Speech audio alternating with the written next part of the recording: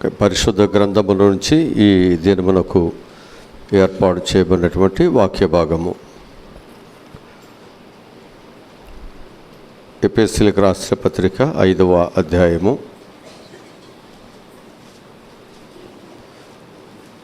15-16 వచనాలు చదువుదాం. దినములు చెడ్డవి గనుక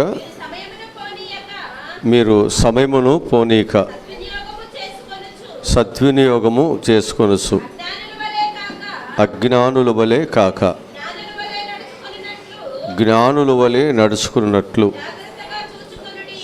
జాగ్రత్తగా చూసుకోవాలి. వాక్యములో చెప్పే మంచి మాట ఏమిటంటే సమయమును పోనీక దీన్ని జాగ్రత్తగా మనం సద్వినియోగము చేసుకోవాలి. ఎందుకంటే దినములు చెడ్డవి. మరి నువ్వు మంచిగా ఉండాలన్నా ప్రతి సమయాన్ని మనం ఏం చేస్తామంటే జాగ్రత్తగా దానిని ఉపయోగించుకుంటున్నాం.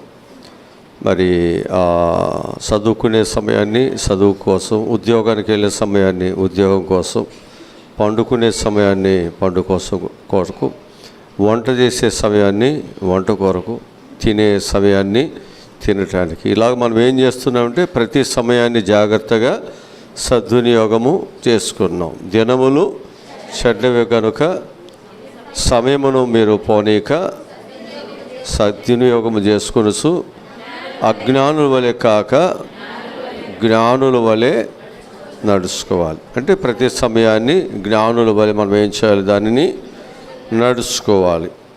అలాగనే కొలసీలకు రాసిన పత్రిక 4వ అధ్యాయము 5వ వాక్యాన్ని చదువుదాం. సమయము పోనివ్వక సద్వినియోగము చేసుకొనుచు సంఘపు వెలుపటి వారి ఎడల జ్ఞానము కలిగి నడుచుకోవాలి. మనం ఇక్కడ చేయాల్సింది ఏమిటంటే ప్రతి ఒక్క బిడ్డ దేవుని దగ్గరకు వచ్చిన తర్వాత దేవుని కొరకు పనిచేయడానికి సమయం దేవుడు ఇచ్చాడు. దానిని పోనివద్దు, దాని సద్వినియోగము చేసుకోవాలి. ఎందుకంటే సంఘము వెలుపల చాలామంది నశించిపోతున్న వారు ఉన్నారు. నశించిపోవటం దేవునికి ఇష్టము కాదు. అంతటా అందరూ మారు మనసు పొందాలి. ఇప్పుడు సంఘమునకు వెలుపల అనగా రక్షణ పొందిన వారు, లోకములనే వారు చాలామంది ఉన్నారు. కాబట్టి ఇప్పుడు మనం ఏం చేయాలి, రక్షణ పొందిన మనము సంఘం వెలుపల మన సాక్ష్యము, మన ప్రార్థన, మన విశ్వాసమును వారి ఎదుట ఉంచి వారందరినీ కూడా ఏం చేయాలి, దేవుని యొద్దకు. ఇది మన బాధ్యత.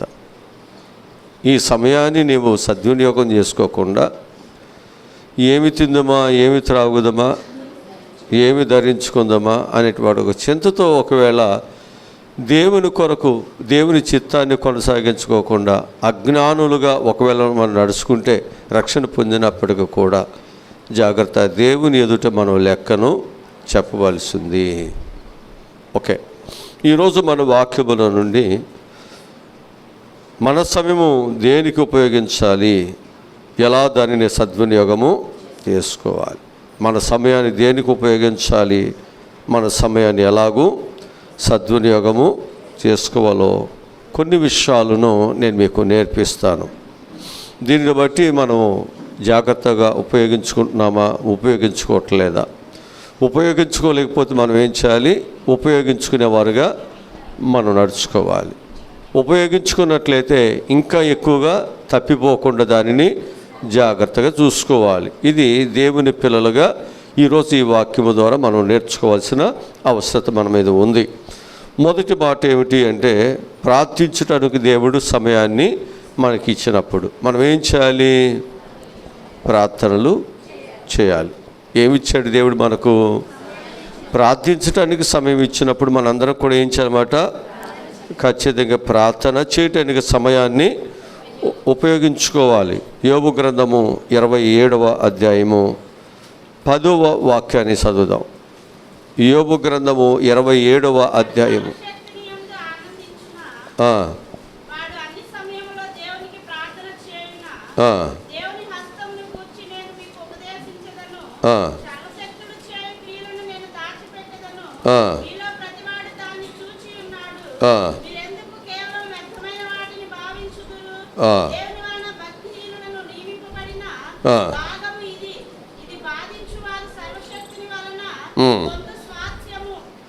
ఇక్కడ మనం జ్ఞాపకం చేసుకున్నట్లయితే వాడు సర్వశక్తిని యందు ఆనందించున వాడు అన్ని సమయంలో దేవునికి ప్రార్థన చేయను.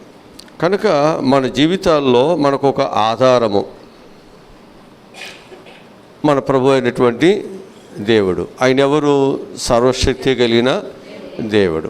ఇప్పుడు మనకి ఏ సమస్య వచ్చినా ఏ బాధ వచ్చినా మనం ఏం చేయాలి? సర్వశక్తిని కలిగినటువంటి దేవుని దగ్గరికి వెళ్ళి ప్రార్థన చేసి మనం ఏం చేయాలి? ఆనందించాలి. మనం దేవుని దగ్గరికి వెళ్ళి ప్రార్థన చేస్తేనే మనకు ఒక ఆనందం దొరుకుతుంది. అందుకు ఈ యోబు అనేటువంటి భక్తుడు ఏం చేశాడో తెలుసా అండి?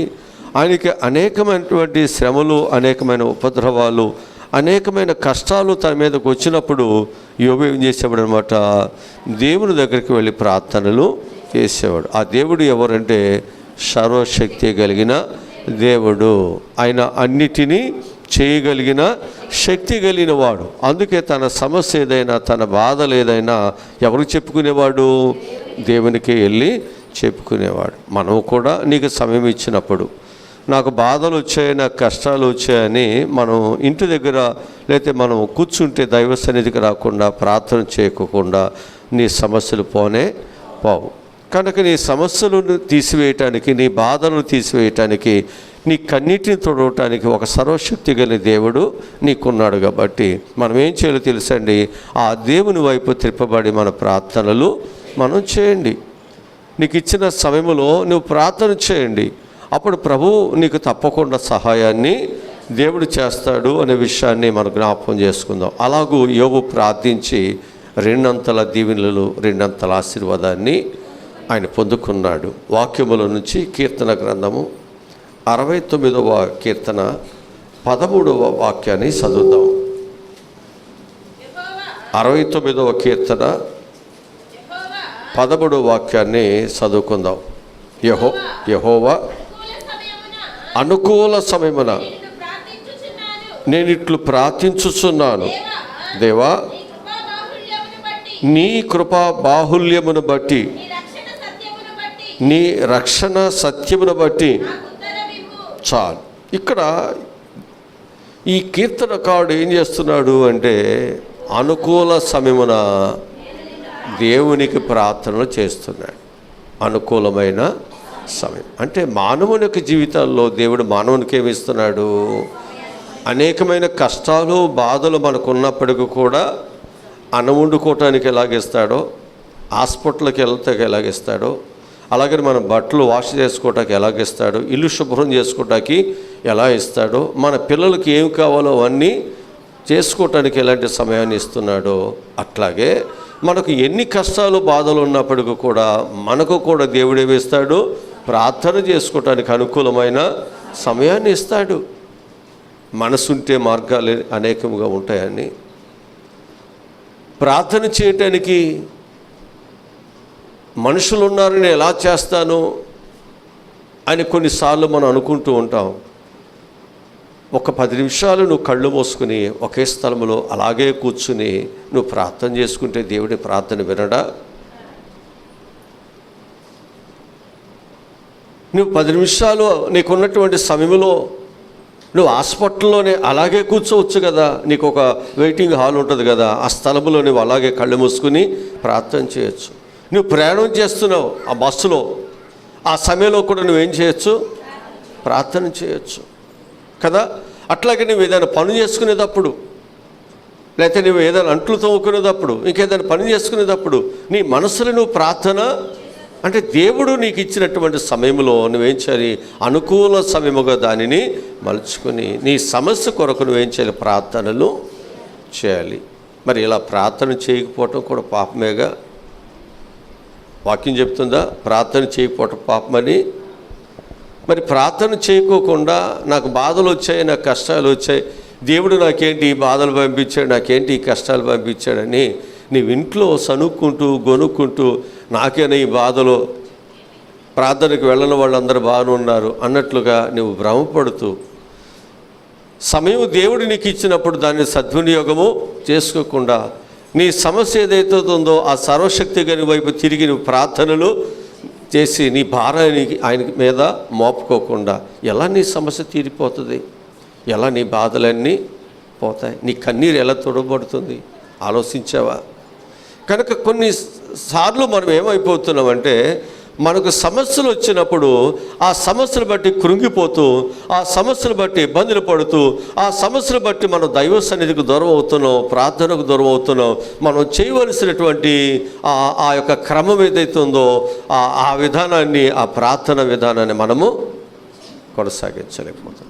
ఇలా కొనసాగించకపోవటం ఆజ్ఞను అతిక్రమించటము. ఇలా ఆజ్ఞను అతిక్రమించి మనం ఏం చేస్తున్నాం? పాపము చేస్తున్నాం.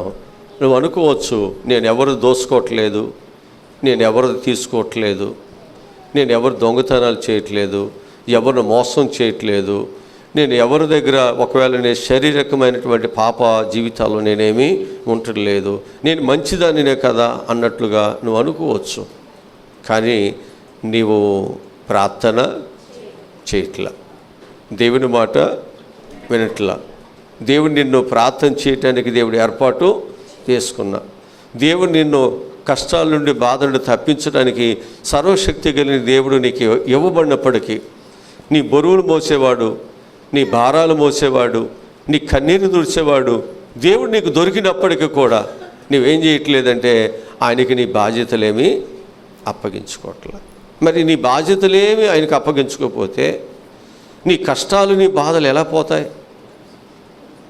నీ సమస్యలు ఎలా పోతాయి? నువ్వు ఎలా ధన్యురాలు అవుతావు? నీ కుటుంబం ఎలా ఒక ఆశీర్వాదకరమైన జీవితంలోకి వెళుతుంది? అంటే మన ఊరికే మందిరానికి వచ్చేస్తే, మన ఊరికే బాప్తిస్తం తీసేసుకుంటే ఇక అది భక్తేనా? ఇక దీన్ని బట్టి దేవుడు నీకు అన్ని ఇచ్చేయాలా? ఆలోచించండి. అందుకే ప్రతి ఒక్కరు కూడా ఏం చేయాలంటే, ప్రార్థించడానికి దేవుడు నీకు సమయం ఇచ్చినప్పుడు నువ్వేం చేయాలి? ప్రార్థనను చేయాలి. అది ఉపయోగించుకుంటే అది నీకు ఎంతో దీవెన, ఎంతో ఆశీర్వాదమును నీకు ఇస్తుంది. అందుకే దైవజనుడు ఏం చేశాడంటే, అనుకూల సమయమందు ఏం చేశాడంట? దేవునికి ఆయన ప్రార్థనలు చేశాడు. అప్పుడు దేవుడు ఏం చేశాడు? దేవుడు తన కృపా బాహుల్యమును బట్టి, తన యొక్క రక్షణను, సత్యమును బట్టి దేవుడు ఆయనకి అంతే ఉత్తరం ఇస్తాడు. ఆయన యొక్క కృపాబాల్యుని బట్టి, ఆయన యొక్క సత్యమును బట్టి దేవుడు మనకు సహాయమును చేస్తాడు. అందుకే ప్రతి ఒక్కరు కూడా ఏ సమస్యలు, ఏ బాధలు ఉన్నా నీవు ప్రార్థన చేయకుండా, నోరు తెరవకుండా నువ్వు ఎలా దీవించబడతావు? నీ సమస్య దేవుని దగ్గరికి ఎలా వెళుతుంది? నీ సమస్య ఎలా పోతుంది? ఆలోచించి ప్రతి ఒక్కరూ కూడా సనగకుండా, గొనగకుండా, దేవుడు నాకేం చేశాడు అన్నటువంటి దేవుని మీద నేరారోపణ వేయకోకుండా, నీకు దేవుడిచ్చిన సమయమందు నీవు దేవుని దగ్గర ప్రార్థన చేయండి. నీ సమస్యకు దేవుడు తప్పకుండా పరిష్కారమును దేవుడే ఇస్తారు. ఎందుకనంటే దావీదు దినమునకు ఎన్నిసార్లు చేసేవాడు? దినమునకు 3 సార్లు ఆయన ప్రార్థన చేసేవాడు కదా. దావీదు 7 సార్లు దేవుని స్తుతించేవాడు. ఈరోజు నువ్వు దేవుని స్తుతించాలి, దేవుని ప్రార్థించాలి. ఈ విధముగా నువ్వు ఎప్పుడైతే ప్రార్థన చేస్తూ ఉంటావో దేవుడు అనేక దీవెనలు, అనేక ఆశీర్వాదాలు దేవుడు మనకు ఇస్తాడు. యెషయా గ్రంథము 9వ అధ్యాయము 8వ వచనం చదువుదాం. యెషయా గ్రంథము 9వ అధ్యాయము 8వ వచనం చదువుతున్నాం. ప్రభువు యాకోబు విషయమై వర్తమానం పంపగా ఇది ఇశ్రాయేలు వరకు దిగి వచ్చి ఉన్నది.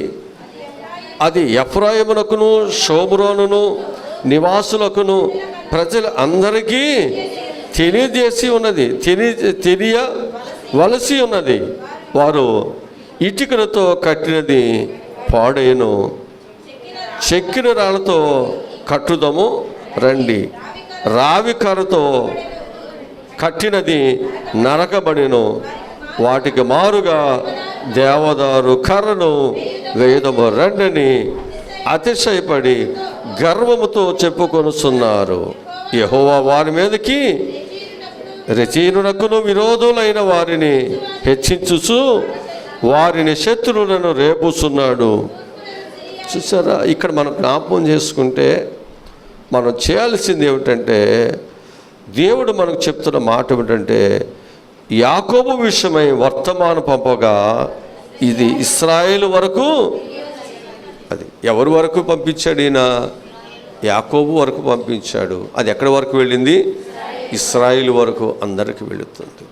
ఈరోజు నీ జీవితంలో, నా జీవితంలో కూడా దేవుడిచ్చిన ప్రతి ఒక్క సమయం ఏదైతే ఉందో దాన్ని నువ్వేం చేయాలంటే, నీ వరకే కాదు, అది నీ బిడ్డలకి, నీ రక్త సంబంధులకి అందరికీ కూడా ఈ వర్తమానము, ఈ ప్రార్థన అందరికీ వెళ్ళాలి. ఇది నువ్వు చేయవలసిన బాధ్యత నీ మీద ఉంది. బాధ్యత కలిగినటువంటి వ్యక్తిగా నీవు దేవుని ఎదుట నువ్వు ప్రవర్తించవలసి ఉంది.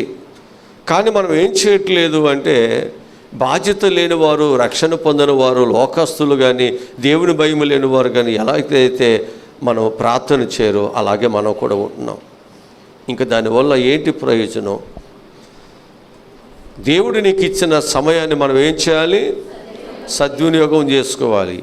ఎలాగూ అజ్ఞానుల వలె కాక జ్ఞానుల వలె. ఎందుకని? దినములు చెడ్డవి. సంఘం వెలుపులు ఉన్నారు కదా చాలామంది నశించిపోతున్నవారు. మరి వారిని మనం ఏం చేయాలి?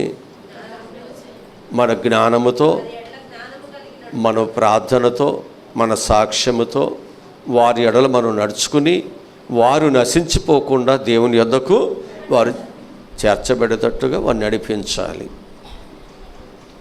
మరి అసలు ఇంట్లోనే మనకి సరిలేనప్పుడు బయట ఏంటి? నువ్వే సరిగ్గా ప్రార్థన చేయవు, ఇంక బయట వాళ్ళకి ఏం చెబుతావు ప్రార్థన? జాగ్రత్త. నువ్వు చేయవలసిన దాన్ని సరిగ్గా చేయకపోతే నువ్వు పాపం చేసావు. రక్షణ పొందానని అనుకుంటున్నావు కానీ నువ్వు పాపములోనే, అంటే దేవుని మాటను ధిక్కరిస్తున్నావు, ఆజ్ఞను అతిక్రమిస్తున్నావు. ఆజ్ఞను అతిక్రమించటం అంటే ఏంటి? అంతేగా, అంటే నువ్వు కూడా పాపివేగా. అర్థమవుతుంది నేను చెప్పేది. కనుక ఈ పాపము నీ జీవితంలో సర్వశక్తి కలిగిన దేవుడు నీకున్నా, అన్నీ చేయగలిగిన దేవుడు నీకున్నా, నువ్వేం చేయట్లేదు? ఆయనకి నువ్వు వెళ్ళి అన్ని సంగతులు చెప్పట్లేదుగా, విశ్వాసంతో ప్రార్థన చేయట్లేదుగా. తెల్లారు లేచిన కాడి నుంచి ముఖం అయితే కడుగుతున్నావు కదా, స్నానం అయితే చేస్తున్నావు, తినాల్సిందంతా 3 పూటలు చక్కగా. మరి దేవుని దగ్గర ప్రార్థన ఎందుకు చేయవు? అన్నిటికీ సమయం ఇస్తున్నావుగా, అన్నిటికీ సమయం ఇస్తున్నావుగా. అవసరమైతే ఎవరైనా పోట్లాడితే అలా కొంత సమయం కేటాయిస్తున్నావుగా, పంపులు పోయినా.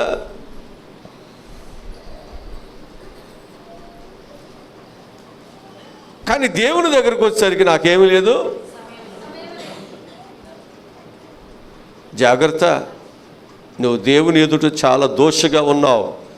మందిరానికి వస్తున్నాను, బాప్తిసం తీసుకున్నాను, ప్రభు బల్ల ఉన్నాను, లేకపోతే నేను ఎలా ఉన్నాను అలా ఉన్నాను అనుకుంటున్నావు. నువ్వు పాపములో ఉన్నావు. నువ్వు దేవుని ఆజ్ఞను అతిక్రమిస్తున్నావు. దేవుని బిడ్డగా ఆయన మాట విధేయత కలిగి లోబట్టలేదు. అందుకే నీ జీవితంలో నువ్వు దేవుని దగ్గర పొందుకోవాల్సిన దీవెనను పొందుకోవట్లేదు. యోబు ప్రార్థన చేసి ఏమయ్యా? 2 ఆశీర్వాదం పొందుకున్నాడు. ప్రభు దగ్గర ప్రార్థన చేస్తున్నప్పుడు అలా ఆనందించాడు. ప్రభువా, నన్ను బ్రతికిస్తున్నావు. తల్లి గర్భముల నుంచి నేను పిండముగా ఈ లోకములోకి వచ్చినప్పుడు నేను ఏమీ తీసుకురాలేదు, ఇన్ని నాకు ఇచ్చావు నాయన. ఇది యెహోవా ఇచ్చాను, యెహోవాయే తీసుకున్నాను. మనమైతే మూతి ఇడి తిప్పుతాం, ఇక్కడ ప్రార్థన లేదంటాం, ఇక్కడ అది లేదంటాం. మనం మాత్రం దేవుడు చెప్పిన పనికి మాత్రం వంచం, నడువు వంచం, తల వంచం. మనం ఎంతవరకు కూడా మన క్షేమము కొరకు ఆలోచిస్తున్నాం. ఇది కూడా నీ క్షేమం కొరకే. నువ్వు ప్రార్థన చేస్తే నీ క్షేమం, నువ్వు ప్రార్థన చేస్తే నీ కుటుంబానికి భద్రత, నువ్వు ప్రార్థన చేస్తే నీ శత్రువు అటువంటి అపవాది నీ మీద యుద్ధం చేయకుండా, నీ కుటుంబాన్ని బిడ్డలు పాడు చేయకుండా దేవుని రక్షణ నీకు దేవుడిస్తాడు. ఇదే ఊరికే నువ్వు చేసేటువంటిది వ్యర్థమైంది కాదు. ఇది నువ్వు కష్టపడిన డబ్బులైనా పోతాయేమో, కానీ నువ్వు కన్నీటితో కాచిన నీ కన్నీరు నీ పిల్లలకి, నీ పిల్లల పిల్లలకి అది ఎంతో గొప్ప ప్రతిఫలాన్ని ఇస్తుంది. నువ్వు దాని వైపు చూస్తున్నావు, దాని మీద శ్రద్ధ వహిస్తున్నావు, కానీ నిన్ను కాపాడే దేవుని వైపు శ్రద్ధ వహించట్లా. నేను రక్షించే దేవుని దగ్గర మోకరించి మనం ప్రార్థన చేయట్లేదు. ఆలోచించండి. నేను చాలా మంచిదానండి, చాలామంది మాటలు చెప్పుకుంటూ పోతున్నారు. నీ మంచి ఏంటో, నీ యొక్క నీతి ఏమిటో, నీ భక్తి ఏమిటో ఎవరిని అడిగితే చెప్తారు? సంఘం వెలుపులున్న వాళ్ళు చెప్తారు. ఇంట్లో ఉన్న అత్తగారిని అడిగితే చెప్పుద్ది కోడలు బ్రతుకేంటో. సంఘములో ఉన్న దైవజనులను అడిగితే చెప్తాడు నీ బ్రతుకేంటో. అయ్యగారు ఏం మాట్లాడట్లేదు కదా, నా సంగతి ఏం తెలియదు అనుకుంటారు మీరు. అయ్యగారికి అందరి సంగతులు తెలుసు. మీరు అనుకోవటం పొరపాటు. అది జాగ్రత్త.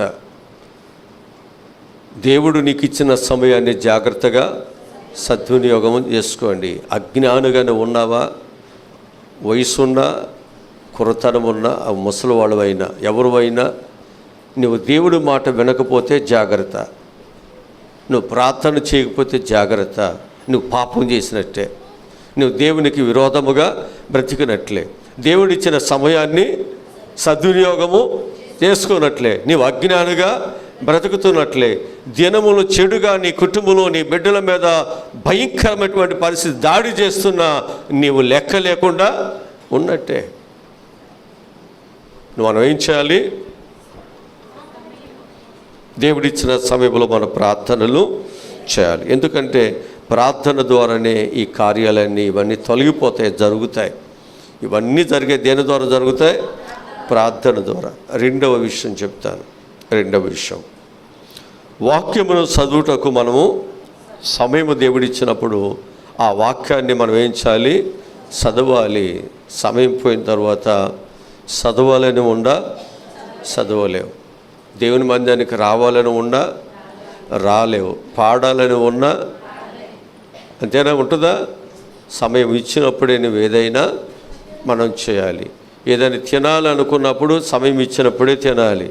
సమయం పోయిన తర్వాత తినాలన్నా ఉండదు అవకాశం. అందుకే వాక్యం ఏమని చెప్తుందంటే, ప్రకటన గ్రంథము 1వ అధ్యాయము 3వ వాక్యం చదువుదాం. సమయము సమీపించి ఉన్నది గనుక ఈ ప్రవచన వాక్యములను చదువువాడును వాటిని విని ఇందులో రాయబడినటువంటి సంగతులను గైకొను వారును ధన్యులు. చూసారా? ఈ ప్రవచన వాక్యములు ఏమవుతున్నాయంట? సమయము సమీపించింది కనుక ఈ ప్రవచన వాక్యములను చదువువాడును వాటిని విని ఇందులో రాయబడిన సంగతులను గైకొని వారు ఏమవుతారు? అది ఈరోజు మనం ఏం చేయాలంటే, సమయం సమీపించింది, వస్తానన్నవాడు ఆయన త్వరగా వస్తాడు. ఆయన వచ్చేసరికి మనం ఏం చేయాలి? ఆయన చెప్పిన పని చేయాలి. అంతే కదా? చెప్పిన పని చేయకోకుండా ఉంటే ఏమవుద్ది? శిక్ష వస్తుందిగా. సమయం వచ్చింది, అయ్యా నేను చెప్పిన పని చేసేవా లేదా అని అడుగుతాడు బాధ్యత ఇచ్చినవాడు. నేను చేయలేదండి అని అన్నామనుకోండి, శిక్షిస్తాడుగా. ఇప్పుడు నీకు తలంతులు ఇచ్చాడు, ఇచ్చిన వాటితో ఏం చేయమన్నాడు? వ్యాపారం చేసి ఇంకా ఎక్కువ తలంతుల్ని సంపాదించని అన్నాడు. ఏం చేశాడు? 5 వాడు 5 సంపాదించాడు, 2 వాడు 2 సంపాదించాడు. మొదటి వాడు ఏం చేశాడు? సంపాదించుకోకుండా దాచుకున్నాడండి బ్యాంకులో పెట్టి. చాలామంది భలే తెలివితేటలో. ఇప్పుడు దేవుడు ఏమన్నాడు? మంచోడు అన్నాడా? అసలు నీ ఎంత తెలివిగలవాడు ఎవడూ లేడయ్యా. అడుటి పిచ్చోళ్ళు అవి వ్యాపారాలు చేశారు, నువ్వు రూపాయి చక్క జాగ్రత్తగా దాచుకున్నావు అన్నాడా? ఏమన్నాడు? చెడ్డదాసుడా, జాగ్రత్త. నీ జీవితంలో దేవుని మాట వినకుండా ఒక చెడ్డవాడుగా నీవు ఉన్నట్లయితే దేవుడు ఏం చేస్తాడు? నీ దగ్గర ఉన్నది కూడా తీసేసుకుని, ఎందుకని ఇస్తే నీకు ఉపయోగించుకోవడం చేతగట్లేదుగా, తినరా బాబు తింటలేదుగా, చెప్పరేంటండి? కాస్త బట్టలు కట్టుకోరంటే ఎప్పుడు చూసిన పాసిర బట్టలేగా, కట్టుకోవటం కూడా చేతగట్లేదుగా, తినటం కూడా చేతగట్లేదుగా. అంటే దేవుడు నీకు ఇచ్చినటువంటి సమయాన్ని నువ్వు ఏం చేయాలి? జాగ్రత్తగా సద్వినియోగం చేసుకోవాలి. అయ్యగారు చెప్పాడు, నేను మంచి పట్టు చీరలు అయితే కట్టుకుంటాను, మళ్ళీ ఇంటి దగ్గర పోట్లాడేవాళ్ళు, ఉన్న డబ్బులన్నీ అవజేశారు.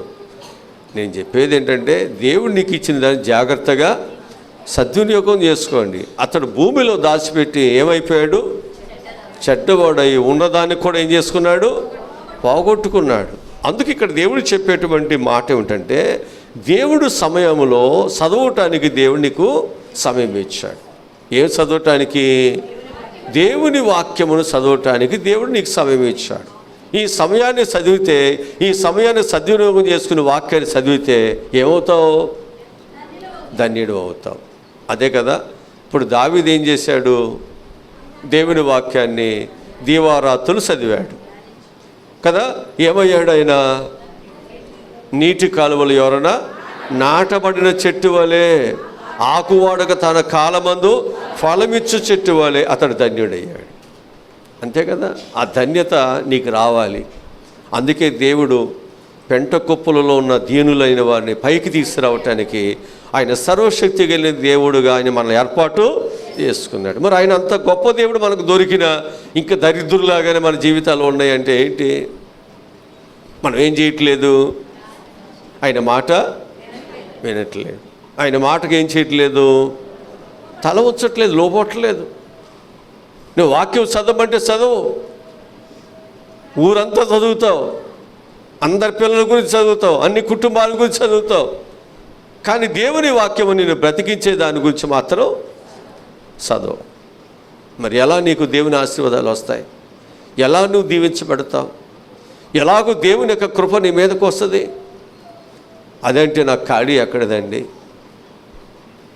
అట్టంటావనే కనీసం ఆ క్యాలెండర్ వైపు తిరిగి బైబిల్ తీసి ఎక్కడుందో దేవుడు అడిమలి ఇదంతా కష్టం అవుద్దని ఆ క్యాలెండర్ కాస్త ఎదురుగా పెట్టుకొని ఆ ఒక వాక్యం అన్న ఆ రోజు మొదటి రోజైతే ఆ మొదటి రోజు ఉన్న వాక్యాన్ని అయినా చదువుతామని క్యాలెండర్ ఇస్తే దీన్ని తీసుకెళ్ళే మూలలో ఎక్కడ చోట తగిలిచ్చి కనపడుకోకుండా మరి అక్కడ ఉన్న వాక్యం ఏదో కూడా కనీసం దాన్ని చదవను కూడా చదువుకోకుండా ఇక సంవత్సరం వల్ల ఆ క్యాలెండర్ నెలలిపోయినా కానీ తిప్పుకోకుండా కొంతమంది అండి నెల కూడా వెళ్ళిపోద్ది ఆ క్యాలెండర్ తిప్పం. ఎందుకని? క్యాలెండర్తో పనే ఉంది, మనకి సెల్ ఫోన్ ఉందిగా. చాలామంది నిర్లక్ష్యము.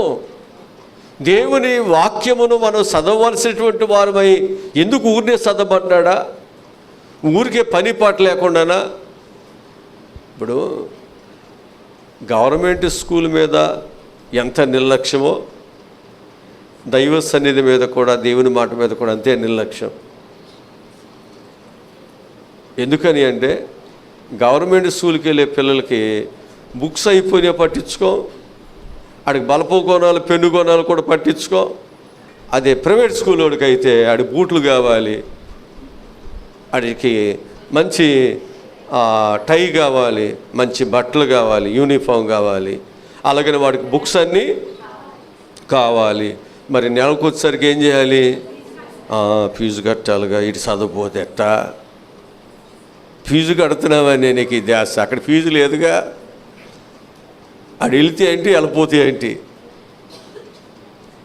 కనుక మనము ఇప్పుడు ప్రైవేట్ స్కూల్లో కూడా ఏమంటున్నారంటే, మన పిల్లలు జాయిన్ చేయాలంటే వాళ్ళ ఆప్షన్లో తల్లిదండ్రులు చదువుకున్న వారై ఉండాలి. ఎంత చదువుకున్నారని అడుగుతున్నారు అక్కడ. కనీసం వాళ్ళు డిగ్రీ అయినా చదవాలంటున్నారు. ఎందుకని? వాళ్ళు ఇచ్చేటువంటి వర్క్ ఇంటి దగ్గర పిల్లలతో చేయించుకునేటువంటి ఆ జ్ఞానం ఎవరికి ఉండాలి? ఇప్పుడు నీకు లేదనుకోండి, నీ పిల్లలకు రాదు, నువ్వేం చెబుతావు? అర్థమవుతుందా? కనుక జాగ్రత్త. మన ధ్యాస ఏమవుతుంది అంటే మనం ప్రైవేట్ స్కూల్ మీద ఉన్నటువంటి ధ్యాస దేని మీద ఉండలేదు? గవర్నమెంట్ స్కూల్ మీద ఉండలేదు. అందుకే మనం ఏమవుతున్నామంటే గవర్నమెంట్ స్కూల్ కంటే ప్రైవేట్ స్కూల్కే మనం ఎక్కువ ప్రాధాన్యతను ఇస్తున్నాం. అందుకే మనం ఏమైపోతున్నామంటే మన జీవితాల్లో చాలా వెనుకబాటు కలిగి ఉన్నాం, ఆర్థికంగా ఇబ్బందులు పడి ఉన్నాం. జాగ్రత్త. చదువుకునేటువంటి వాడు ఎక్కడున్న ప్రయోజకుడే. చదువు మీద ధ్యాస లేని వాడు పెద్ద స్కూల్లో పడేసిన ఆడన్నిట్లో తప్పే కూర్చుంటాడు. ఎందుకని? వాడు ధ్యాస దాని మీద ఉండదు. నీ జీవితంలో కూడా దేవుడు నీకు ఇచ్చిన సమయం మీద నీకు ధ్యాస ఉంటే, నేను దేవుని బిడ్డను కదా, నేను దేవుని బిడ్డగా అయినప్పుడు నేను ప్రార్థన చేయాలి, నేను దేవుని బిడ్డను అయినప్పుడు దేవుని వాక్యాన్ని చదవాలి, ఇలాగూ నేను దేవుని మాట వింటే నేను ధన్యుడు అవుతాను, నా దేవుడు నాకు సహాయం చేస్తాడు, నా కన్నీరు నా కష్టాన్ని దేవుడు తీసివేసి నా జీవితాన్ని ఆదుకుంటాడు అనేటువంటిది నీకు ధ్యాస ఉంటుంది. మందులు వేసుకుంటే జబ్బు పోతుంది అన్నప్పుడు ఏం చేస్తావు? ఇంజక్షన్ చేసుకుంటే నువ్వు బాగుపడతావు ఉన్నప్పుడు ఏం చేస్తావు? లేకపోతే మామూలప్పుడు చేయించుకుంటావా? పరిగెత్తుతావు దొరక్కోకుండా. కనుక అది చేసుకోకపోతే చచ్చిపోతావు అన్నప్పుడు ఏం చేస్తావు? ఒక అతనంట, అయ్యా కొద్ది రోజులే నువ్వు బ్రతికే నువ్వు చచ్చిపోతావంటే, అతనంటే ఒక సైన్యంలో చేరాడంట. చేరి ఎట్టగాని చచ్చిపోతాను కాబట్టి ముందు వరుసలో ఉన్నాడంట. అసలుకి అతనికి మరణం అంటే శత్రువు అన్న ఎవడన్నా ఏముంటలేదు, ఆయనకి భయం లేదంట. ఎందుకని? ఎట్టగా చచ్చిపోతానుగా, దేశానికని ఉపయోగపడాలని చెప్పేసి అంట వాడు కత్తి తీసుకుని దూసేస్తుంటే శత్రువులు అందరంట అడలెత్తిపోతున్నారంట. ఎప్పుడు ఓడిపోయేటువంటి ఈ సైన్యం అంట అన్ని విజయాలేనంట. రాజుగారికి డౌట్ వచ్చాయా, ఏంటి మనం అన్నింటిలో గెలుస్తున్నావు, ఏంటి కథ ఏంటి అని అడిగితే అక్కడున్న సైన్యాధిపతి అంటాడంట, ఎవడోనయ్యా వాడు మన సైన్యంలో చేరిన దగ్గర నుంచి అసలు ఆడు ఎవడో లెక్క చేయట్లేదు, అందరిని ఏం చేస్తున్నాడు, అసలు ముందుండి నేను చంపేస్తానని అందరిని హతమార్చి చేస్తున్నాడు అని చెప్పేసి అంటే వాడిని పిలిచాడంట. వాడు చక్కగా గౌరవించాడంట. వాడికి కావలసినటువంటి ఆ వ్యాధి పోవటానికి వాడికి కావలసినటువంటి మెడిసిన్ ఇచ్చాడంట. మంచి డాక్టర్లు పిలిపించాడంట. డాక్టర్లు అన్నాడంట, అరే నువ్వు ఇక జబ్బు పోయింది, ఇక నువ్వు బ్రతకొచ్చు అన్నాడంట. అక్కడి నుంచి అంటే యుద్ధం ముందు ఉండలేదంట, ఇక యుద్ధానికి ముందు ఉండలేదంట. సైన్యం మళ్ళీ ఓడిపోతుందంట. రాజుగారు మళ్ళీ పిలిచాడంట. పిలిచి ఏంటో ఇప్పుడు దాకా విజయాలు సాధిస్తున్నావు, ఆడికి చేయాల్సిన ఉపకారాలన్నీ చేశాను కదా, మరి ఏంటి సంగతి అంటే, నువ్వు చేసింది తప్పయ్యా, ఆడిని బతికిచ్చావు, ఆడక్కడి నుంచి నేనెందుకు చేయాలి, ఆడిని చచ్చిపోతాను కానీ అని అంటున్నాడు. మొన్నటిదాకానేమో చచ్చిపోతే చచ్చిపోయిన దేశం కొరకు నేను చనిపోతాను అని చెప్పేసి వాడు త్యాగం చేశాడు.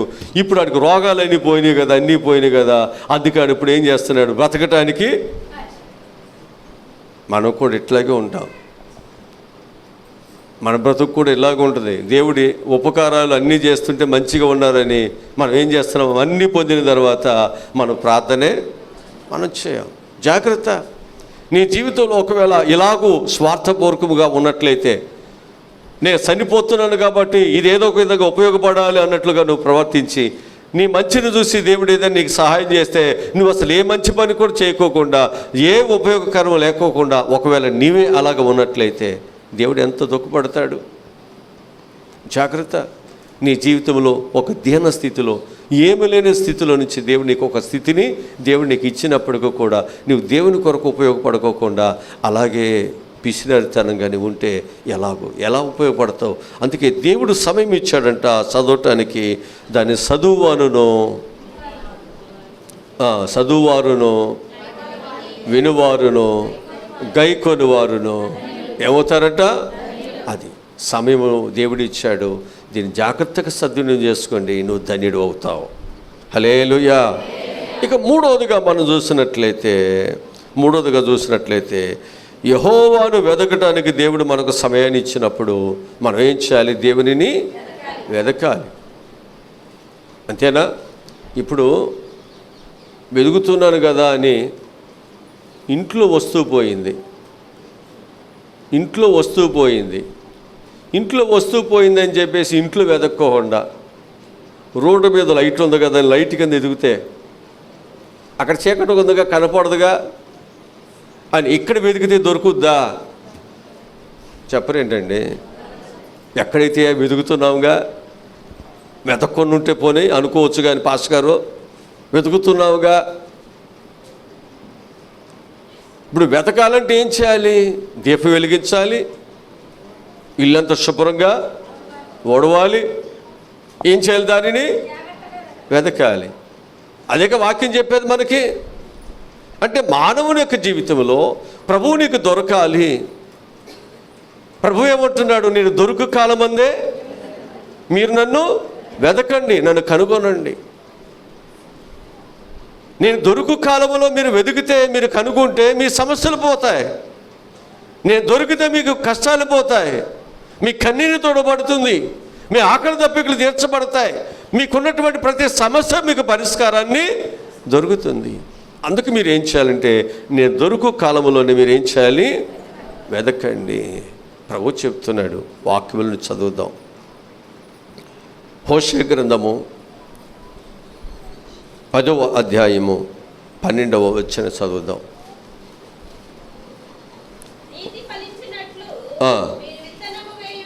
విత్తనము వేయుడి,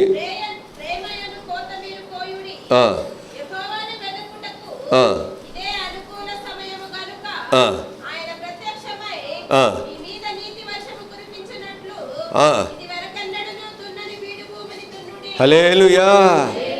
అది మంచి పంట వేయటానికి, ఆ మంచి పంట ఏం పంట వేయమన్నాడు?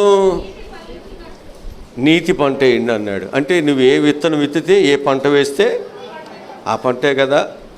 నువ్వెన్నడూ దున్ననటువంటి బీడు భూములను ఏం చేయాలి అంటే, నీ జీవితంలో దేవుడు ఏం చేస్తున్నాడంటే, నువ్వు ఫలించాలి, అభివృద్ధి చెందటానికి దేవుడు నీకేమిచ్చాడంటే, నీకు ఒక మంచి సమయాన్ని దేవుడు ఇచ్చాడు. ఆ సమయంలో మనం ఏం చేయాలి అంటే, మంచివారుగా, మంచి పనులు చేయవారుగా, మంచిగా బ్రతికేవారుగా, మంచిగా ప్రభు కొరకు కష్టపడేవారుగా, మంచితనముతో, మంచి జీవితముతో, మంచి భక్తితో, మంచి ప్రార్థనతో దేవుని వాక్యమును చక్కగా ధ్యానము చేస్తూ నడుచుకునేవారుగా మనం ఉండాలి. అలా ఉన్నప్పుడు దేవుడు ఏం చేస్తాడంట? దేవుడు ఏం చేస్తాడన్నాడు అక్కడ?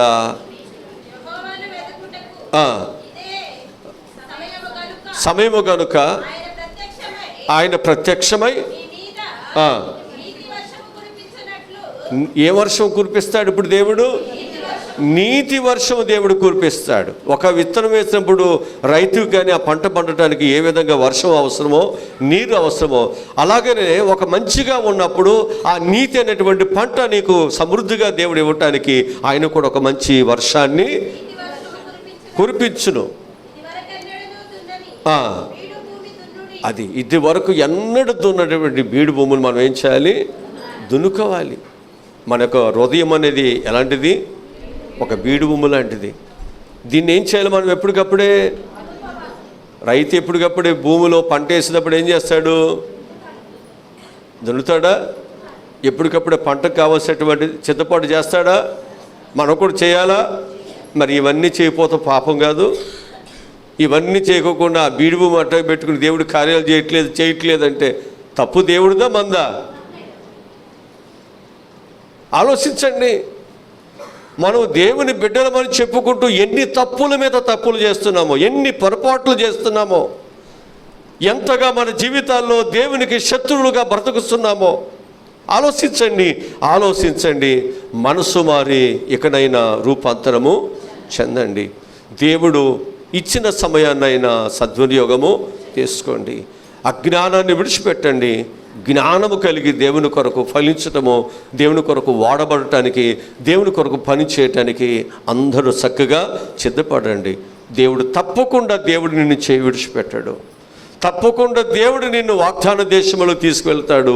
పాలు తినని ప్రదేశంలో దేవుడు నీ జీవితాన్ని సర్వసమృద్ధిగా, నీకు ఏమి తక్కువ దేవుడు తక్కువ ఇచ్చాడు. నీకు ఏమి కావాలో నువ్వు అడిగిన వాటికంటే కూడా, ఊహించిన వాటికంటే కూడా అత్యధికముగా దేవుడు నీకు ఇవ్వటానికి ఆయన శక్తి కలిగిన వాడు, ఇవ్వగలిగిన శక్తి కలిగిన వాడు. ఆయన దగ్గర చక్కగా విధేయతతో వినయముతో ఆయన మాట చొప్పున పనిచేస్తూ ఆయన మాట చొప్పున లోబడుతూ చక్కగా జీవించండి. ప్రభు తప్పకుండా దేవుడు మీకు సహాయం చేస్తాడు. మొదటి దినవృత్తాంత గ్రంథంలో 6వ అధ్యాయము 28వ అధ్యాయము 9వ వచనం చదువుదాం. మొదటి దినవృత్తాంత గ్రంథము 28వ అధ్యాయము 9వ వచనం.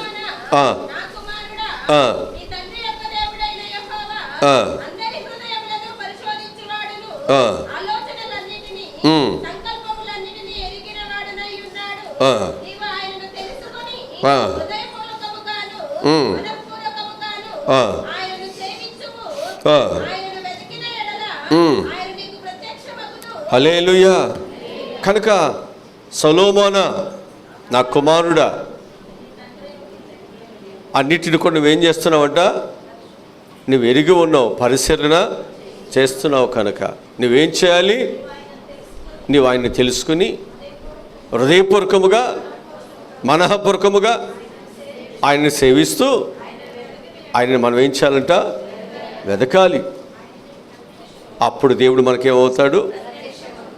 మన హృదయపూర్వకంగా లేకోకుండా మనం ఏదో ఊరికినే ప్రార్థన చేస్తున్నాం, వెళ్ళపోతే బాగా ఆదివారం అన్నట్టుగా, బాప్తీసం తీసుకుని వెళ్ళిపోతే ఏమని అనుకుంటారన్నట్టుగా, లేకపోతే ఏదో మనకేదో అవసరతలు ఉన్నాయి, బాధలు ఉన్నాయి, ప్రార్థనకి వెళ్ళి దేవుని దగ్గరికి వెళ్ళి ప్రార్థన చేస్తే ఏదో పోతుంది అన్నట్టుగా మన మొక్కుబడి ప్రార్థన గానో, లేకపోతే అలవాడి ప్రార్థన గానో, లేకపోతే అవసరతను బట్టి చేసుకునే ప్రార్థన గానో కాదు.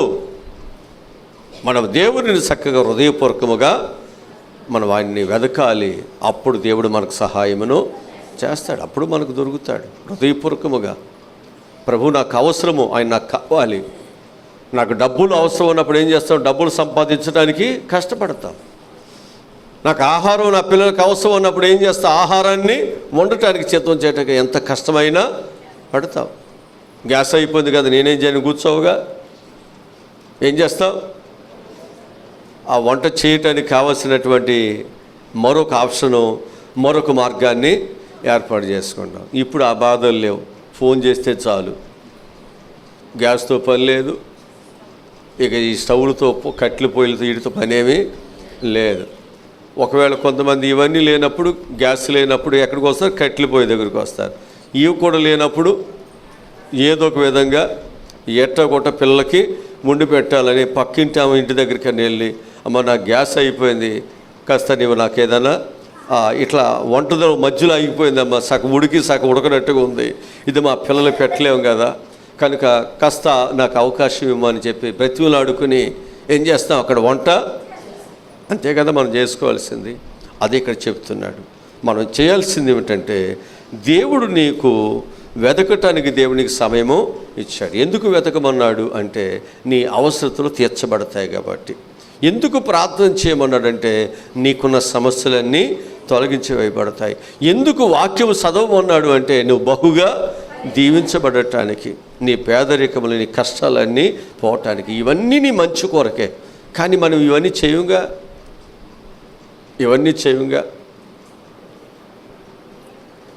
బైబిల్లో తండ్రి అంట డబ్బులు పెట్టి పేజీకి ఫీజు కట్టాలన్నా, టిప్పులు లేవన్నా, జ్వరాలు వచ్చినా ఫోన్ చేస్తున్నాడంట తండ్రికి. తండ్రి ఏం బైబిల్ చదవట్నాడంట. ఈయనకే కోపం వస్తుందంట. ప్రతిదానికి బైబిల్ అంటాడు, బైబిల్ చదువు అంటాడు. ఇక ఈయన ఒక్కడైనా ప్రార్థనకి వెళ్ళేది, ఈయనకొక్కడికైనా దేవుడు అంట. కొడుకంట ఎక్కడ లేని కోపం వస్తుందంట. దొరికితే చాలు చంపేద్దామన్నట్టుగా. పక్కన వాళ్ళు చెప్తున్నాడంట, మా నాన్నకు ఫోన్ చేస్తుంటే ఆయన ఎంత మూర్ఖుడండి, బైబిల్ చదువు అంటున్నాడంటే, ఆయన అన్నాడంట, ఒకసారి చదవరాదు చూడరాదు అన్నాడంట. ఆయనకు బైబిల్ అంట తీసి చూస్తే పేజీకి డబ్బులు ఉన్నాయంట. అప్పుడు అనుకున్నాడంట, మా నాన్న బైబిల్ చదవమన్నది ఇందుకోసమా? అయ్యో, నేను మా నాన్న మీద నేను కోపడ్డాను, మా నాన్న మీద నేను చాలా శత్రుత్వాన్ని నేను కలిగి ఉన్నాను, ఈ పని ముందే చేసినట్లయితే నాకు ఈ సమస్య ఉండేది కాదు కదా అని తండ్రిని క్షమించమని ఫోన్ చేసి అడిగాడంట. ఇప్పుడు నాకు అర్థమైంది డాడీ, నువ్వెందుకు బైబిల్ని చదవమన్నావు? ఎందుకంటే పిల్లలు చదవరు, వాళ్ళకి డబ్బులు అవసరం. అందుకే డబ్బులు పిల్లల చేతికి ఇస్తే బైబిల్ చదవరు, వీటి కొరకైనా బైబిల్ని చదువుతారని తండ్రి ఏం చేశాడు, బైబిల్లో పెట్టాడంట. తండ్రి ఎంత జ్ఞానం చూశారు. పిల్లల యొక్క బలహీనతలని ఎవరు తెలుసు? తండ్రికి తెలుసు. కనుక ఈరోజు నీవు నేను కూడా మన బలహీనతలని ఎవరికి తెలుసు? అందుకే నీకు ఏ కష్టం వచ్చినా, ఏ బాధ వచ్చినా, ఏ శ్రమ వచ్చినా నన్ను వచ్చి వెతుకు, నాకు వచ్చి ప్రార్థన చేయి, నీవు నా దగ్గరికి వచ్చి వాక్యాన్ని చదువు, నేను నీకు సహాయమును చేస్తాను. దేవుడు అన్నీ నేను ఇస్తాను, కానీ నువ్వు నా దగ్గరికి రావాలి, కానీ నా మీద మనసు పెట్టాలి, కానీ నా దగ్గర వెదకాలి, నీవు నా దగ్గర అన్నీ నేను చెప్పినట్లు చేయాలి. ఆ విధంగా చేస్తేనే దేవుడు మనకు దొరుకుతాడు. దేవుని యొక్క గొప్ప ఆశీర్వాదం మన మీదకి వస్తుంది. సొలొమోనుకు అదే చెప్పాడు. అలాగే వెతికి గొప్పవాడుగా ఆయన దీవించబడుతున్నాడు. హల్లెలూయా, హల్లెలూయా. ఇంకొక మాట చెప్తాను. 4వదిగా మనం చూసినట్లయితే రక్షణ పొందటానికి దేవుడు మనకేమిస్తున్నాడు? సమయం ఇస్తున్నాడు. ఏం పొందటానికి? రక్షణ పొందటానికి దేవుడు సమయం ఇచ్చాడు. ఇప్పుడు ఈ సమయంలో మనం ఏం చేయాలి?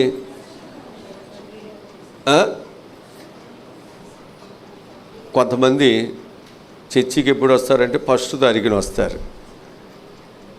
కొంతమంది పండుగలకు వస్తారు,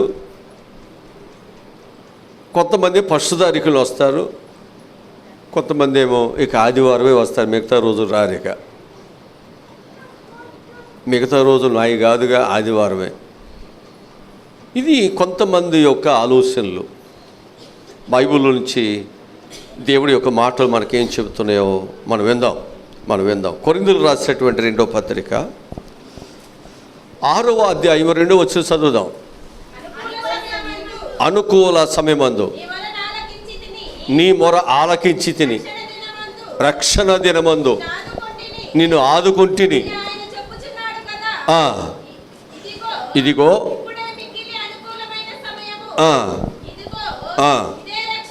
ఇదే రక్షణ దినము.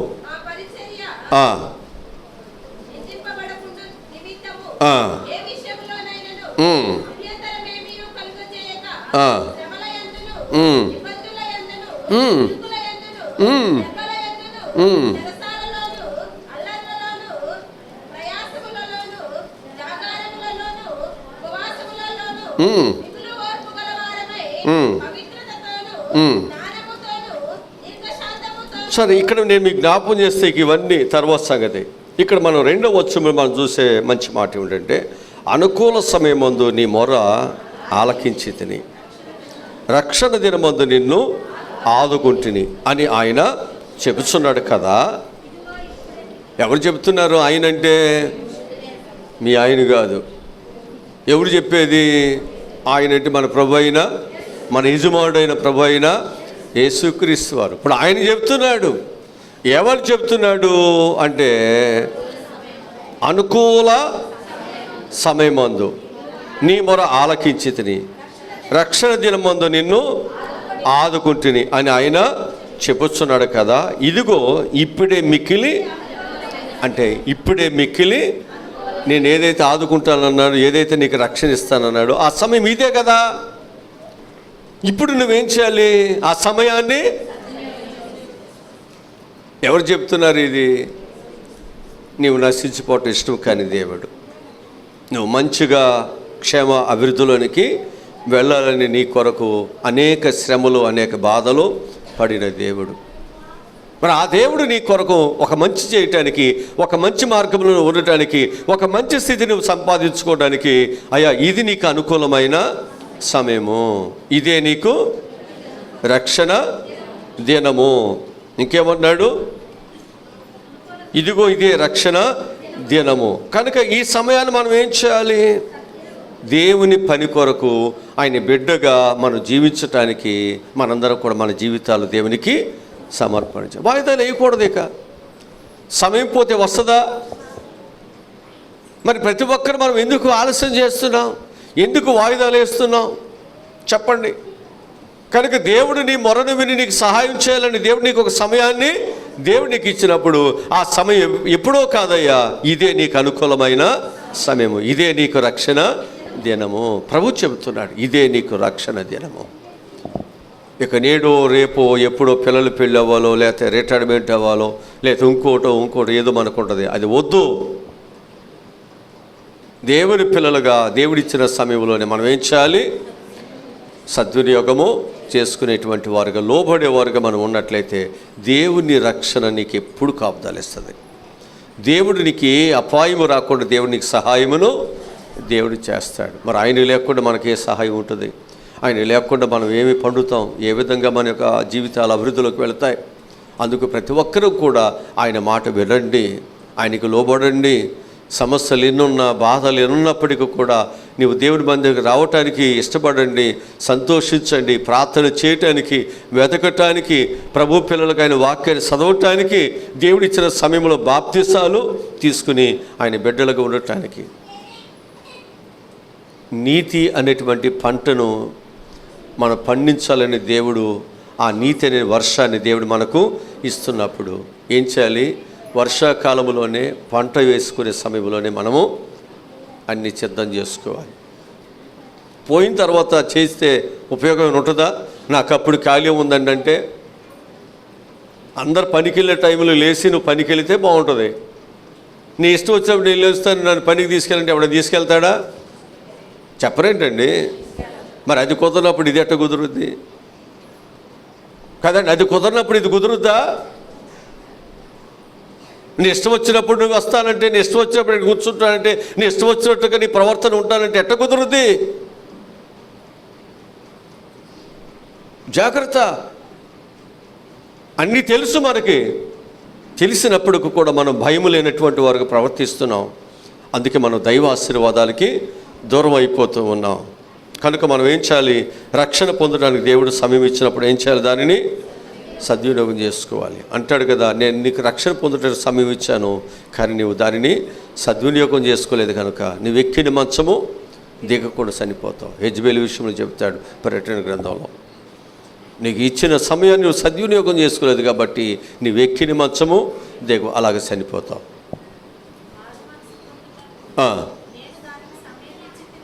ఇచ్చితిని కానీ ఏం విడిచిపెట్టలేదు? జారత్వం అనే పాపాన్ని విడిచిపెట్టలేదు, మారు మనసు పొందట్లేదు. మంచము పట్టించి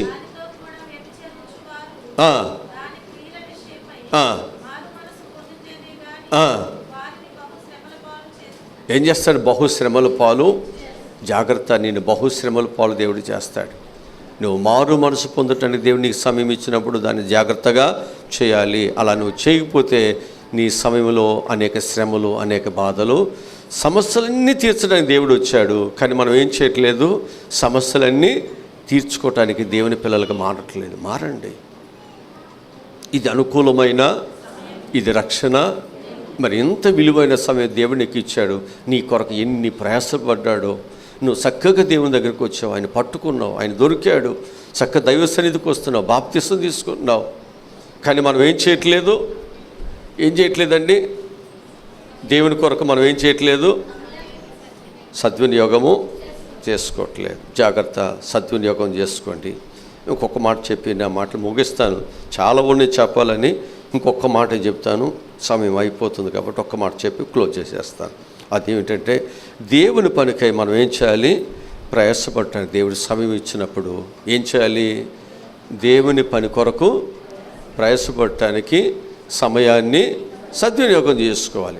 మనకి ఇస్తాడు దేవుడు సమయం ప్రయాసపడటానికి, పని చేసుకోవటానికి. దేవుడు ఏమిస్తున్నాడు? సమయాన్ని ఇస్తున్నాడు. మనం ఏం చేయాలి? దానిని సద్వినియోగం చేసుకోవాలి. చేయాలి వద్దా? చేయాల్సిందే. వాక్యములు మీకు చూపిస్తాను. తిమోతికి రాసిన 2వ పత్రిక 4వ అధ్యాయం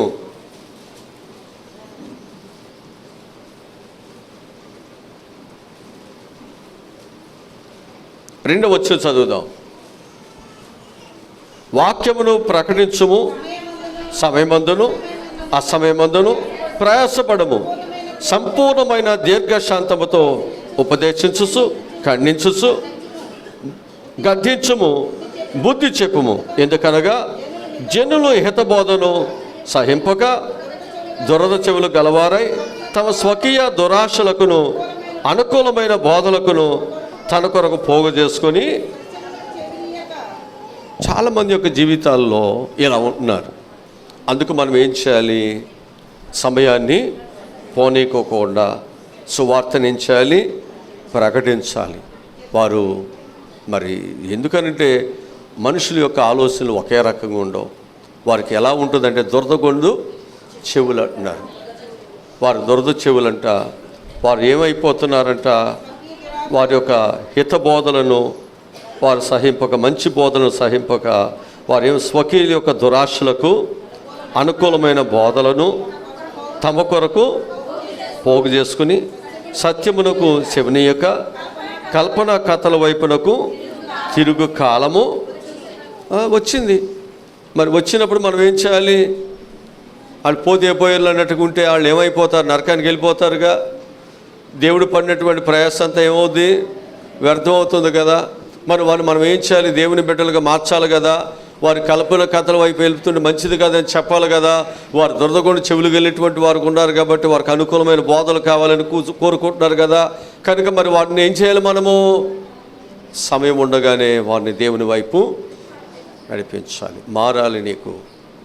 నువ్వు మారాలి, అనేకులను మార్చాలి. ఇది దేవుడు నీకు ఇచ్చిన విలువైన సమయం. దేవుని కొరకు పని చేయాలి. కొంతమంది ఇలా ఉన్నారు, నువ్వు పని చేయి, వారిని దేవుని దగ్గర నడిపించండి. సమయమందును అసమయమందును మనం ఏం చేయాలి? దేవుని యొక్క పని మనం చేస్తూ దేవుని పిల్లలుగా సాగిపోతే, దేవుడు నీకు పని చేసినటువంటి వాళ్ళు ఏదైనా జీతం ఆపొచ్చేమో, కానీ దేవుడు మాత్రం నీవు పనిచేసినటువంటి దానికి ప్రతిఫలము ఆయన ఆపడు. గిన్నెనుడు సనిలు ఇచ్చిన దాని ప్రతిఫలాన్ని పోగొట్టుకో కదా. చిన్న పని చేసినా దేవుడు నీకు ప్రతిఫలం ఇస్తాడు కదా.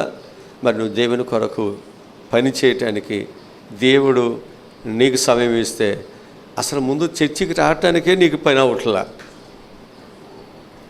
ఇంక దేవుని దగ్గర పని ఏం చేస్తా? అసలు దేవుని మందిరానికి రావటానికే ఎంత కంగారు పడతా వస్తామో. ఏ చిన్న పరక అడ్డబడిన ముందు పడిపోతాం. అంత అడావుడిగా ఆసక్తి బాగానే ఉంది, కానీ సమయం సరిపోవట్లే నీకు. అంటే నేను అనుకుంటున్నాను 24 గంటలు సరిపోదేమో. నీకు పెంచితే పోద్ది. సూర్యుడు ఆగిపో, మా అమ్మాయికి సరిపోవట్లేదు ఆదివారం. కనుక మన జీవితాల్లో మనం ఏమైపోతున్నామంటే దేవుడిచ్చిన సమయాన్ని సద్వినియోగము చేసుకోవట్ల. జాగ్రత్త. అజ్ఞానుల వలె కాకుండా జ్ఞానుల వలె మనం నడుచుకోవాలి. మనం నడవాలి. ఏం చేయాలి? రాత్రి చెప్పే కదా, కొంతమందిని మనం ఏం చేయాలి? ప్రోత్సాహపరచాలి. పురుకొల్పాలా? మనం చక్కగా దేవుని మందిరానికి రండి, బాప్తీసాలు తీసుకోండి, మీ కష్టాలు పోతాయి, మీ బాధలు పోతాయి చెప్పాలి లేదా? ఎలకెళ్ళిపోయి ఫోన్లు ఉండేగా, ఫోన్లు అని చెప్పొచ్చుగా. ఏదో సూదంతా గంటలు మాట్లాడతావు. ఎప్పుడు ఫోన్ చేసిన ఎంగేజ్ తప్ప ఇంకోటి ఏమీ లేదు. ఉచితమే కదని, ఎంతసేపు మాట్లాడినా పర్వాలేదని, నీ పనులన్నీ అయిపోయిన తర్వాత ఖాళీ దొరికినప్పుడు మొదలు పెడుతున్న ఫోను కనపడం. మనం ఏమైపోతున్నామంటే ఇలా వేస్ట్గా సమయాన్ని దుర్వినియోగం చేస్తున్నాం. జాగ్రత్త. ఎవరికి తెలియదేమో నువ్వు సమయం ఎలా దుర్వినియోగం చేస్తున్నావు, ఎవరికి తెలుసు? దేవుని తెలుసు. జాగ్రత్తగా ఉండండి. చక్కగా మోకరించి తలుపులు వేసుకుని రహస్యమందు చూస్తున్న దేవుని దగ్గర ఏం చేయాలి? ప్రార్థన చేయండి. నీ సమస్యలన్నీ దేవుడు ఇనప గడియలను, ఇత్తడి గడియలను దేవుడు ఏం చేస్తాడు? విరగొడతానన్నాడు. నీ బంధకములని దేవుడు తీసివేస్తాను. దేవుడు నిన్ను గొప్పవాడిగా దేవుడు చేస్తానన్నాడు. ఆయన సర్వశక్తి కలిగిన దేవుడు. ఆయన దగ్గర ప్రార్థన చేద్దాం. తల వచ్చండి, చిన్న ప్రార్థన చేసుకుందాం. మా ప్రభువా, రక్షకుడా, ఈరోజు చెప్పినటువంటి విలువైన మాటలు బట్టి నీకు వందనాలు ప్రభువా. ఈరోజు మరి మా జీవితాల్లో మేము దేవుని బిడ్డలం అని చెప్పి మంచివాళ్ళం అనుకుంటున్నాం, మిగతా వాళ్ళు మంచివాళ్ళు కాదనుకుంటున్నాం. కానీ మేము ఎలా ఉన్నాం? మా పద్ధతులు ఎలా ఉన్నాయి? మా పరిస్థితులు ఎలా ఉన్నాయి? మేము జాగ్రత్తగా నైనా మమ్మల్ని మేము పరిశీలన చేసుకోవటానికి కృప చూపించమని ఈరోజు చెప్పిన అమూల్యమైన మాటలయ్యా, ప్రతి ఒక్కరికి ఈ యూట్యూబ్ ఛానల్ ద్వారా వీక్షిస్తున్న వారికైనా, శబ్దంతుడి ద్వారా విరుస్తున్న వారికైనా, ఇక్కడ చేరిన వారికైనా చాలా అమూల్యమైన మాటలు ప్రభువా. ఎవ్వరూ నిర్లక్ష్యం లేకుండా దేవుని పని చేయటానికి ఇప్పుడే మనస్సును నాయన తీర్మానం చేసుకుని ఇక్కడి నుంచి నాయన నేను నీ కొరకు మంచిగా బ్రతుకుతానయ్యా, నేను చేయగలిగిన పని నేను దేవుని కొరకు చేస్తానయ్యా. నా కొరకు నువ్వు ఎన్నో పనులు చేశావు, దాసుని రూపము ధరించావయ్యా, దరిద్రుడుగా నాయన మా కొరకు నాయన పశువుల పాకలోకి వచ్చావు, ఇన్ని పనులు చేసావు, ప్రాణాన్ని పెట్టావు నాయన, హింసించే వారికి నాయన ఈపును అప్పగించావు. కనుక నాయన మేము కూడా నీ కొరకునైనా ఏం చేస్తున్నామయ్యా, మాకింత ప్రాణం ఇస్తున్నా, బలమునిస్తున్నా, ఆరోగ్యం ఇస్తున్నా, డబ్బులు ఇస్తున్నా, మేము ఏం చేయగలుగుతున్నాం? మేము ఏదో కొంచెం చేసి ఎంతో చేస్తున్నానన్నట్టుగా, వాళ్ళు చేస్తున్నారా వీళ్ళు చేస్తున్నారా అన్నట్టుగా నైనా మేము ఎంతో ఆయాసపడుతున్నాము, కోపపడుతున్నాము. ఈరోజునైనా మా తప్పిదములు, మా పాపములు, మా పొరపాట్లు మేము కనుగొని సరి చేసుకుని దేవుని పిల్లలుగా మేము నడుచుకుంటా సహాయములను యేసు నామములో ఈ మనవులు ఈ ప్రార్థనలు అడిగి పొందుకుని ఉన్నాము తండ్రి. ఆమేన్. ఆమేన్.